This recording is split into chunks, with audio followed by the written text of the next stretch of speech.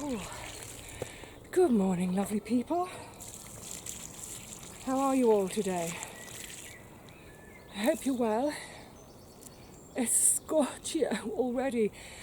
The plan today is to just get all my spares, anything that's left in a pot, get it in the ground. But we're suddenly quite hot again, so the priority to start with is watering.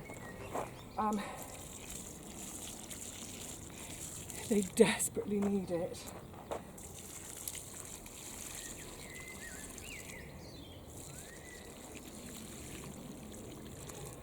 A good deep soak now at the start of the day, and then if there's any energy left at the end of the day, I'll just give everything another really good soak. A lot of the things that I've managed to plant out in the last 2 weeks, squash, beans are okay, but squash, tomatoes, they're all looking a bit sorry for themselves. I can see they're just starting to get established because their growing tips are turning a darker green, but their lower leaves, everything's yellow and floppy, and yeah, I think it's just it's the shock. Normally all of those things would have been planted out at the end of May, beginning of June, more cloudy days, some rain, that sort of thing, they'd be much happier, but they've gone out and they've just been in bright, hot sunshine straight away.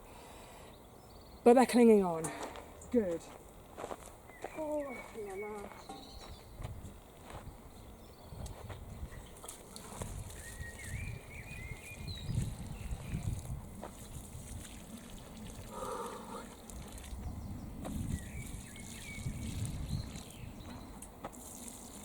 And yes, yes, today, hat, sunscreen,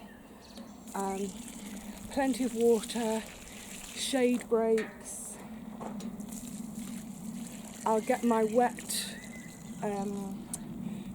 my neck collar, it's like a neckerchief, I'll wet it, get it nice and cold and wet, that'll go on. I'll be fine. It's just not ideal. Right, it's going to take me ages to get the rest of the garden watered. Then I think let's reconvene at the shed to get some plants to bring into the garden to do the final plant up. Let's chuck it all in and see what happens. Whee. Some of the spares that have been sitting outside the shed, not spares, things that haven't gone in yet, courgettes, and then a couple of things from the deck. I don't think it's all going to fit in the barrow. Hold on a sec. These 4 tomatoes are the ones I grew from the seed that Steve sent to me. Now, I did have a couple more, and I had some spare Gardener's Delight by the time I'd finished doing that planting, and I was going to bung the whole lot in everywhere, but one of my friends has had a total disaster with her tomatoes this year. I mean, they're like that. They literally have not grown. They're not doing anything. She's wondering about the compost. You know, I think that's the thing we always wonder about, isn't it? So rather than me planting absolutely all my spares, I'm just going to do these 4 and give the rest to her. I've got a couple of courgettes from Catherine. I've got another courgette from Karen, a couple of plots over. They were offering me spare courgettes when I thought all of mine were going to be mullered by the slugs, but actually 5 of mine survived, so I'm going to have masses of courgettes this year, but that's okay because will I remember to do the link? Oh, it's a gagging to go in. Oh, this black cherry, by the way, Steve did get in touch to say it's a cordon variety. So remember what we were saying the other day with tomatoes? Cordon, bush, indeterminate, determinate. So they'll need a pole. yeah, so I think word went around that I was losing quite a lot of my plants to slugs, but I have in the end ended up with 5. Yeah, so sorry, what I was saying is about I don't mind having a ton of courgettes, because my courgette and potato soup recipe, oh my goodness, honestly, it could not be easier. I know it don't sound much, but it's so tasty. It's ridiculously tasty. For a bit of luxury, I sometimes add cheese, blue cheese, just to crumble a bit of blue cheese in and melt it in. Lovely. But even without it, it's gorgeous. So it's dead simple to make. It freezes perfectly well. It's yummy to eat. So if I end up with a load of courgettes, you know what? I'm going to fill the freezer with courgette and potato soup, because this winter, hopefully the plan is I'll be at home a lot doing up the flat. So, you know, those days when you're up and down ladders with paintbrushes and plaster and all that, the last thing you feel like doing on those kind of days is cooking. So how fantastic, I'll have a selection, or not a selection, just one type of a freezer full of ready meals. So that's fab. I'm perfectly happy. You know, normally I would say, people often ask about how many plants of each type should I have for self-sufficiency. And I've mentioned this before, you know, 32 tomatoes is my minimum, 300 beans is my minimum, 20 squash is my minimum. With something like courgette, I'd say probably 1 or 2 courgette plants would be adequate. So 8 is a little bit over the top, but like I said, and also then, if they're really coming thick and fast, I can maybe trade some. I can trade some for, well, whatever I fancy. But none of that's going to happen until I get them planted. It is going to be a bit of a blowing out of cheeks day. I apologise for that in advance, but that's the nature of working on a hot day. Think of me like, you know, Rafa Nadal and all our other tennis players. Oh my goodness, I can't wait for a Nadal Kyrgios semi-final. That's going to be so exciting. But oh yeah, and just on the note of Wimbledon, very quickly, I kind of want to be quick, but I also want to take my time today. Just a word on Wimbledon, because I know a lot of you watch it too. And I've had a couple of people messaging me and asking me about this. There have been a couple of rain delays at Wimbledon this year, and people have messaged me to say, oh, you must be so happy to have rain at last. No, I have completely different weather over here to Wimbledon. Likewise with Paul's plot, you know, you watch Paul at a week at the plot, you know, sometimes he'll do a lovely shot from his shed out into the garden with rain gently coming down. I'm sitting at home in baking heat and dryness. So Wimbledon is southwest London, actually looking at southwest London, I'm down here in southeast London, Paul's up here in West London, so they get that weather, and over here I don't. So no, we haven't had any rain. There have been some pretty dull looking days at Wimbledon, but over here it's been really, really bright and hot. So anyway, yeah, looking forward to the semi-finals. When are they? Tomorrow. Doesn't matter. Let's get planting. Shut up, Vivi, and get planting. Oopla. Now the fun starts. Having so many things to plant out in one go, it's great. It's almost like I've been to the garden centre, bought everything, instant garden. So I think, right, that's the one from Karen. I'm going to put that in there. And I must remember to get people's pots back to them.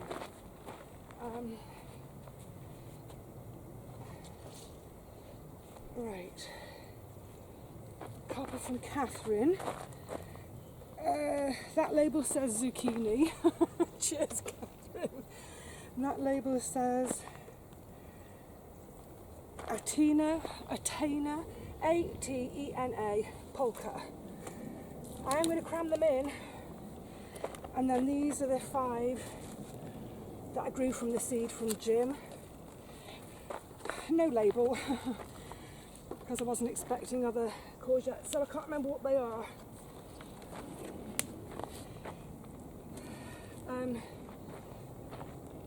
Opla. Courgettes, they're a bit like squash. Well, you can see it's sort of the same family.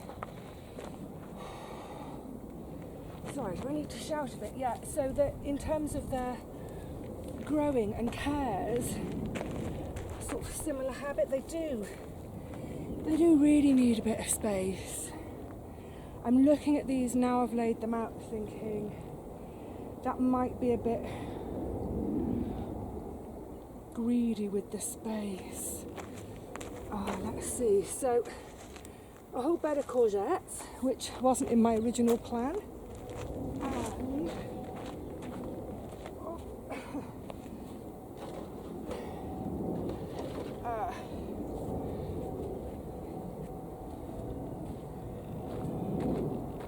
peppers. I'll explain about those when we're planting. I've got you a bit closer. And then, yeah, I think, oh la la.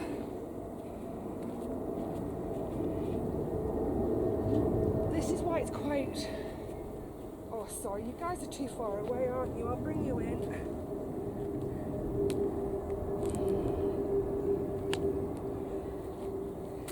Ow, ow, ow.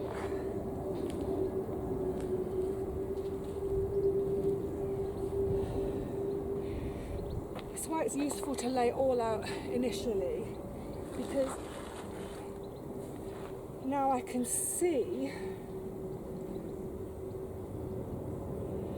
I'm going to get an extra courgette in here, take one out of this bed. The peppers are shorter so they can go at this end. And actually, where I planted the cocoa noir bush beans, so many of them got destroyed by the slugs, I can actually put peppers in those gaps. So yeah, that's what I'll do.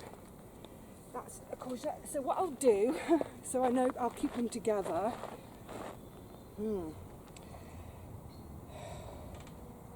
Yeah, I'll put Karen's in here, keep Catherine's two together in this bed. So, you know, like I said, just get them laid out, stand back, have a look. Is it a bit stingy on the space? I'm always stingy with my spacing. I just try and cram as much in as I possibly can, but there is a point at which cramming too much in, you're doing yourself a disservice. The plants won't thrive. Whoo-wee. Okay, yay, let's get planting. Oh, I didn't think this day would ever come. It should have come now, about 5-6 weeks ago, end of May. Let's crack on. I told you it was going to be an cheek blowing day. So what I've got some of these, the slug collars left over that Tony sent to me. Thank you, lovely. 1, 2, 3, 4, 5, 6, 7, 8. Perfect for the courgettes. Morning, Rusty. You're a bit late this morning. Rusty's looking at me. He's like, huh? But then, in fairness, I am much earlier than I normally am down here. So, if you remember back when I was doing the squash, it's just sitting next to you actually, that bed that I said it might end up being fallow. I just don't think, especially with this heat, am I going to get it dug out to get the squash in? I mean, it's concrete. I can't just do a little planting hole. Don't work. So, yeah, they may not go in. Now, the thing is, I've got 5 leftover squash. Can I chuck them without damaging the plants? I've got 5 leftover squash. However, some of the squash that I planted a week ago, they ain't looking great. So even if I don't get this bed dug and the squash in here, they might end up becoming substitutes for where others aren't looking too happy. And on the subject, right, so I've got, obviously I'm going to crack on with the planting now. As soon as they're planted, I've got the water ready already. They are going to get a really, really good soaking each. The water is already in the cans. Because the cans are black, it's kind of warming the water. The dip tank water is actually really quite cold at the moment from me having watered the entire garden. leave it there. That water will just warm up a little bit in the sun, so I'm not putting freezing cold water onto these little roots because I don't think they'll like it. So what I'll do is, like I said, I'll crack on with doing all. Oh my goodness, it's just like planting into clay dust. Wow, bone dry. Get this all done, show you later. But just while I'm here, I said I would talk about the peppers. Oh, I did label it. These are the ones that Jim sent. I say I've labelled it. I've just labelled it courgette. Do you think, Vivi? Oh, anyway, yeah, the peppers. So, you may remember them. I showed you shots of them at my home. On the windowsill. I might have shown you a shot of them in the hallway, on the stairs. They were looking fabulous. You can tell where this is going, can't you? I got them all down here and into the cold frame it was about the first week of May. And there they have stayed ever since. So they've really suffered. A load of them were eaten by slugs. I mean, just stripped. And then I did have the shade cloth on the cold frame, giving them a bit of protection from the most fierce of the heat, and I was trying to stay on top of watering. But the fact is, they've been in really little pots in the cold frame for 2 months. And they just haven't coped. They've hated it. They needed to go in the ground 2 months ago. They are really sad, pathetic specimens. So I don't think I'm going to bother. I really don't think they stand a chance. It's such a shame, because they were beautiful, healthy plants. But you know what? It's one of those years, never mind. This tray that I just showed you a second, sit over my shoulder, they were still at home. I brought them down today. It's ridiculous, still bringing plants to the garden. If I've got any tiny spaces anywhere later on, I may say, you know what, chuck it in, see what happens. But the last few days have been, I think they're done for. Never mind. And the other thing at this time of year now that I'm getting into is, after my trip to the garden, I'm creating empty pots and empty trays. They're coming home with me to be washed. I'm trying to stay on top of that this year. I can't reach that from here. Yeah, I'm trying to stay on top of keeping my pots cleaned as I go, so it's not a big rush to do it next spring. People always say to me, why do you wash your pots? Well, partly because they all end up in the flat. They're on my windowsill, they're on my blanket box, they're all over the floor. I don't want all that filth coming into the house. And what I really don't want to bring into the house are little bits of snails and slugs that might be on the bottoms of the, when the seed starting happens at home, I mean, they're right up to the end of my bed. I don't want slugs and snails in my bed. So that's why I clean them. But also, of course, this year they're going to be getting packed up and moved. So I'd like to do that with them clean. None of that will happen unless I get on with planting. So I'll do that. Bring you back in a minute when I've done it. Not a minute. In an hour. I'll get it planted, watered. I'll go and have a shade break. And then we'll have a look. And then we'll move into the next bed. Goodness me, it's getting hotter and hotter by the minute. But I thought I'd quickly show you. Actually, I've just stopped to have a lovely chat with Kay. So where I've watered, it's going to dry out again soon. But yeah, it's good. Everything's in. Tomatoes, squash, peppers, not squash. What are these things? Courgettes. Courgettes, good. Now, time to go and sit in the shade before this will be the next job. That's some of the leftover. Sun's fried my brain. What is that? Beans, climbing beans. But first of all, much more importantly, let's get back to the shed for a bit of shade and water. But just on the way, oh look, aren't these just gorgeous? And the escultia.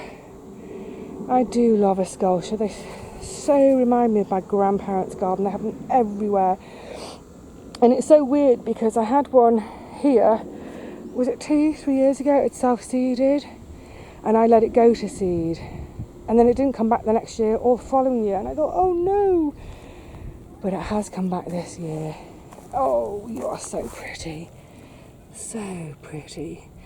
And the obligatory self-seeded calendar.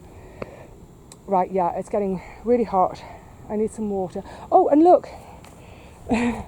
Self-seeded cosmos. Look, I'll show you all this stuff properly when we do a tour in a couple of days. But yeah, shed, water. Oh, clouds have just come over. That's a relief.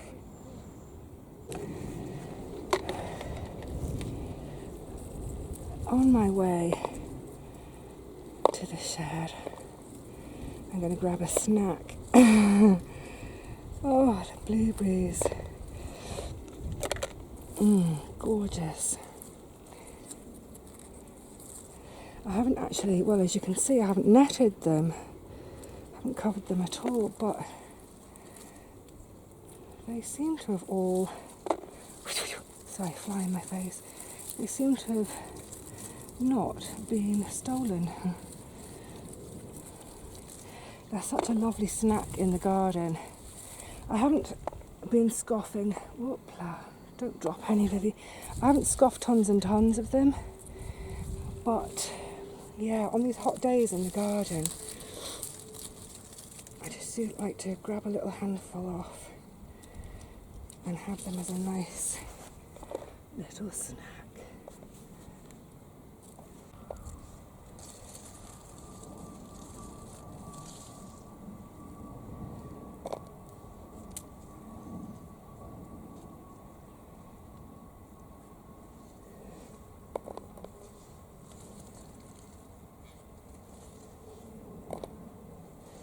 Oh, that'll do, I think.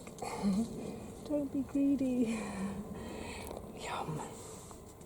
Well, I'm over here in the parsnip, or next to the parsnip bed. And do you remember I had my 20 parsnips that I'd started off in loo rolls? And you know what? It worked great. They all germinated. Brilliant. And I was going to use them to plug gaps. This is directly sown seed.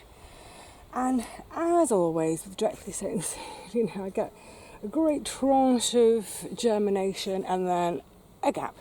But I thought actually with those 20, I can fill all the gaps. It'll be perfect. However, all 20 of them, I think, when did I come back to the garden? I think it was the 16th of June, having not been around since the end of May. 16th of June, saw them all, got dead excited, thought, yeah, that's a priority job. I think 2 days later, and they'd all been eaten. So I don't have any to plug the gaps with, but there's something else. Now, like I said, it's sod's law that they, oh man, that they grow so thickly like this. They germinate so thickly. So I want to thin them. But what I don't want, I'll do it on this one because it's in the middle, and I'm going to take out either side as well. Normally when we think about thinning, we just think about, you know, pulling it out of the ground. There we go. Little very, very, very baby parsnip. Oh, soup, stock. But doing that, the ones that I leave in, I don't want to disturb them and risk upsetting their root. This one's not next to anything, so it can come out. So what I do, if they're really, really, really close and I'm worried about root disturbance, is I'll just go in with the scissors. So this one, for instance, I don't know if you're going to be able to see very well, it's so bright today. I'm just going to snip them off at soil level. That should be enough to halt that little plant in its progress, and the remaining one, yeah, leave it undisturbed to grow away. Now the thing is, like everything else in the garden, I could ideally have, in an ideal world, I would have done this thinning 2 weeks ago when the plants were much smaller, not crowded out like this. So in here, I think you pick up, I don't know, there are 3 right on top of each other, and they all look lovely, but I don't need 3 in one, because all that will happen is they'll bump into each other, they'll not enjoy it, they'll fork, they'll go this way, they'll go that, or they'll just stop. And you might think, why don't you transplant? You know, because look, there's a nice little baby plant. I've tried it a long time ago in the past, tried it again last year, planting the thinnings. They just didn't ever get properly going again. Right, so I'll carry on with this, but then up next to them, let's just scooch you along for a second. I'm going to scooch and join you. It's definitely be sitting on my bum day whenever I can. So you can see, great chunk of not germinated. So I'm going to try, oh my goodness, giving these a really good soak. That's chard at the front, you can see the reddish ones, and then at the back here it's spinach. I don't know if it's a bit late, so I've got another tray of modules like this, one with beetroot and some more spinach. In the other tray, the spinach bolted. I've gone to seed already, it's so stressed. These haven't, and it's a perpetual spinach. So what I thought was, you know what, why not? I'll just plug the gaps in here with spinach. Not sure I'm going to put the chard now yet, because of course the plans for the garden, everything's changed. I don't know where anything goes anymore. With the little beetroot modules, I really don't know if they'll come to something, but I'm going to plug gaps with them. So gaps in germination in the in the bush beans, the dwarf bean beds. There's a couple of gaps here and there. So yeah, that's kind of the course for today, is if there's a gap, bung something in it. Like I said, I don't know how well it will work, but I won't know unless I try, will I? So that's what I'll do. Back to the thinning. Let me get on with the thinning, and then we'll plug some gaps. I nearly forgot. Spare beans. Whew. Where are the borlotti? These are the spare borlotti. I've got 3. Great. I've lost 2. So the borlotti were some of the ones that had survived. Oh, God, those neighbours. Do you know, it's the same neighbours every time. They are just...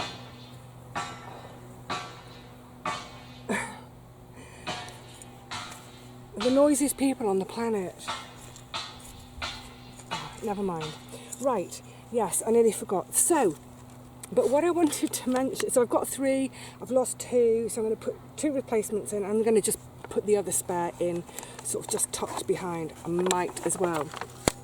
But what I was going to mention is, about spares and heirs. There was a year, I don't know, it's going back quite a bit now, maybe 7-8 years ago. And it was a year that was going really well. I was kind of ahead of the game all the time. It was brilliant. Chuffed. Bed prep done. Anyway, it came to the big plant out. So for me, the big plant out is usually the last week of May. Sometimes just tips over into June. The squash and tomato sometimes just into June. But otherwise, yeah, it's by the end of May, everything is planted. All the beds have long since been seeded and they're all sprouting. Yay! So by the second week of June, I can start to relax a bit. So in this one particular year, yeah, I was properly on it. It was the first time when I'd felt like, sort of in control of things. Well, as controlled as I could be when dealing with nature. In those days, I had to be even more organised because I was still working full-time nursing, and obviously on days off also dashing off and doing the round trip down to my great aunt to look after her. The reason I'm mentioning this today is in that particular year, great, I'm on it. Got all my planting done, brilliant. I was chuffed. All my seed, it's like the whole garden was done on, I don't know, the 2nd or 3rd of June. Fantastic.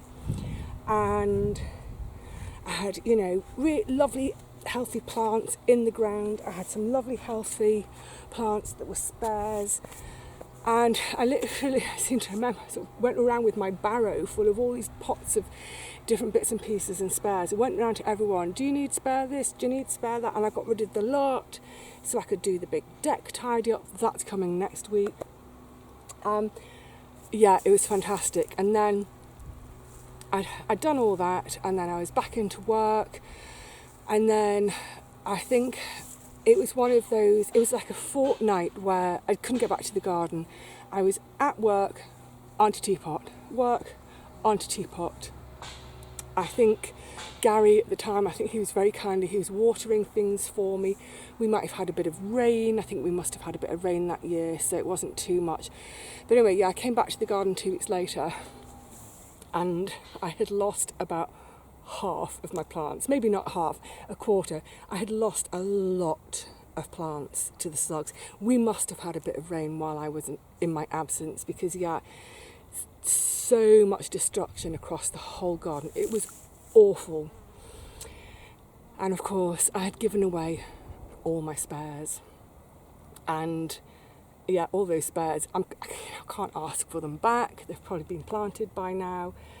So yeah, it was a really, really, really sort of disappointing episode, having felt so on top of things, and, you know, it just felt great that year to be in and done pretty much by the end of May. Anyway, so the lesson in it is, I love to give away my spares, and I always oversow anyway, because, you know, we oversow in anticipation that some seeds won't germinate.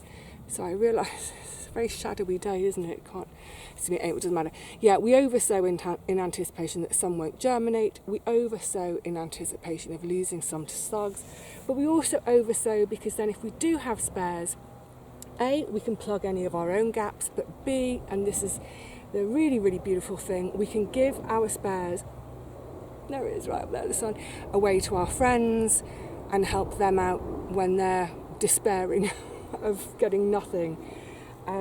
So yeah, these days, in the last few years, what I've tended to do is get the garden seeded, planted as best I can, but I always hang on to my spares for a while. Then if there's damage, I can plug the gaps, as I've done with these boilotti. I've got a few other spares here still. I've got a couple of runners and some helder. I'll hang on to them for now, and I think what I might do this year is, because I'm looking at the Cocoa Sophie, they haven't all germinated. These spares I may bung into that row. I'll give it another week, see if they come up. This year I'm not in a hurry. Oh goodness me, it's a good job, isn't it? And then, you know what? If I wasn't going to put these in by the Cocoa Sophie, everything else, oh my God, a red ant, ow, ow, ow, ow, ow, ooh, right on the delicate inner thigh skin, oh, sorry, it's the only problem with sitting on the grass paths. Right, what I was trying to say is, they would be nice to give away, because even at this time of year, here we are in the first week of July, I'm not sure of the date, I think 5th or 6th of July, and there are people, you know, there are other plot holders who I'm sure will be delighted even to get one climbing bean as a gift. There's, you know, every year everyone struggles with something. No one ever has the perfect plot every year, you know, with no slug damage and 0 germination issues. You know, there's always going to be a really grateful recipient for any of your spares. So just think about that when you're sowing next year. If you've got the space on your windowsills, greenhouse, cold frame, wherever it is, try, and you're on an allotment site. I mean, it might be different if you just garden at home, but if you're on an allotment site, just try to think about sowing extra of everything so that you can rescue one of your, you know, chums a few weeks, months, whatever, down the line when everything fails for them. Just think how grateful they'll be, because we know how grateful they'll be, because we're so grateful when we're gifted a spare. Right, you know what, this heat, I think this heat may have me beat today. There were a few other bits and pieces. Oh, just stretch my leg out a second. That red ant bite. Whoa. Yeah, there were a few other bits and pieces I was hoping to do today, but it's gone noon now. I mean, I did make a good early start this morning, just before 9 or whatever, but yeah, it's getting hotter by the second. I'm not going to do myself any favours by staying out here, so I'll say, right, that's it. Quits for the garden. And you know what? I have to sweat running down. I have to come back tomorrow to water anyway, so I can have a think. The great thing about today has been when I did that really thorough soaking this morning, I was really mindful as I went around about, right, where are my gaps? Gaps because of germination or gaps because of slugs, where are they? What, companion planting? Well, I'm not worrying about companions, to be honest, but in terms of root systems fighting or whatever, what can I put in that? So I was already thinking about that this morning as I was watering. And now that I've done so much gap pluggage, I think tomorrow when I come back to water, excuse me, and this over the subsequent sort of 3 or 4 days when I come back to water, I can just think to myself, when I'm back, I've got more spinach, for instance. I can think, right, I'll just plug another 5 or 10 spinach somewhere. So not a mammoth plugging session like today. Today my face is running. Not a mammoth plugging session like today, but literally every time I'm here to water, maybe plug 3 or 4 or 5 gaps. Boy oh boy, it's summer. I love it, and I'm nearly at the stage of sitting back and relaxing. Actually, I'll just sort of outline how, oh gosh, the next sort of couple of weeks in the garden are in terms of garden jobs, things to get on with. I'm going to bring you the tour next, I think. Yes, we'll do a tour, and then there's a couple of things to get on with. Brassicas, great, we'll crack on with that, which means a bit of bed prep. Oh, cool, don't me? Bit of bed prep, brassicas, plus they're it's kind of like the big tidy up at the end of the big push at this time of year. So, like I was saying the other day, it would normally happen the middle of June. It's going to happen in the middle of July. And there's a bit of sorting by the shed, which is going to include some harvesting, so we'll do that.